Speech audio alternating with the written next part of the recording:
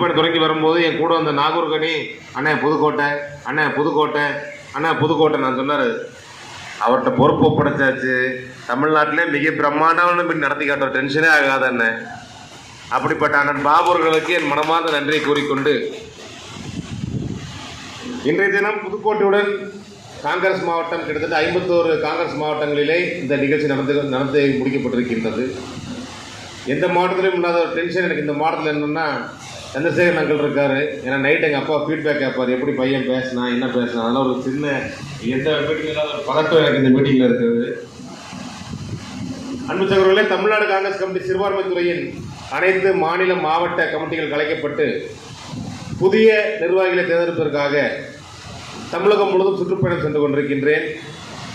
இந்த கமிட்டிகள் கலைக்கப்பட்டுடன் நான் நினைத்தது சத்தியமூர்த்தி பவனிலே 4 நாட்கள் தமிழகம் முழுவதும் இருந்து அனைவரும் வர வைத்து நிர்வாகிகள் பட்டியலை தேர்வு செய்யப்படலாம் என்று எண்ணத்தில் இருந்தேன்.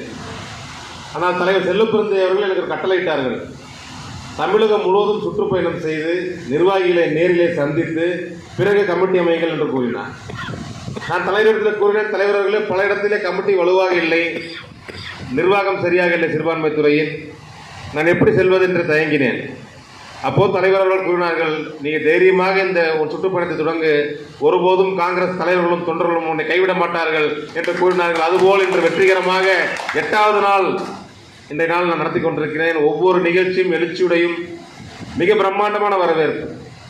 இந்த தினம் புதுக்கோட்டைக்கு வரும் பொழுது புதுக்கோட்டை என்ட்ரன்ஸில் கிட்டத்தட்ட ஒரு 20-30 ஆட்டோ இருந்தது. காவல்துறை அனுமதிக்கல.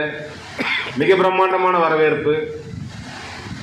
அதாவது காங்கிரஸ் கட்சி தோய்ந்து விட்டது, காங்கிரஸ் கட்சியில் எழுச்சி இல்லைன்னு சொன்னவங்களெல்லாம் வாயடைக்கும் விதமாக இன்றைய தினம் புதுக்கோட்டையில் மிக பிரம்மாண்டமான வரவேற்பு அளித்த அன்படன் பாபு அவர்களுக்கும் மாவட்ட தலைவர்களுக்கும் என் மனமார்ந்த நன்றி தெரிவித்துக் கொண்டு, சகோதரர்களே, கடந்த 10 ஆண்டு காலம் இந்த பாசிச பாஜக ஆட்சியிலே எவ்வளவோ இன்னல்களை சந்தித்தவர்கள் இந்த சிறுபான்மை மக்கள்.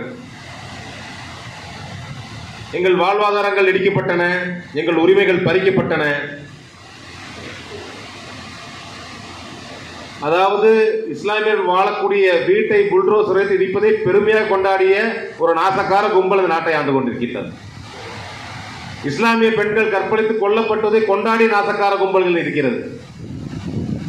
இந்த நாசக்கார கும்பலுக்கு ஒரே வேலைதான், எப்போதெல்லாம் அவர்களுக்கு தோல்வி வருகின்றதோ, எப்போதெல்லாம் ஊழல் செய்கின்றார்களோ அப்போதெல்லாம் இவர்களுக்கு பலியாடு என்பது இஸ்லாமிய சமூகம்.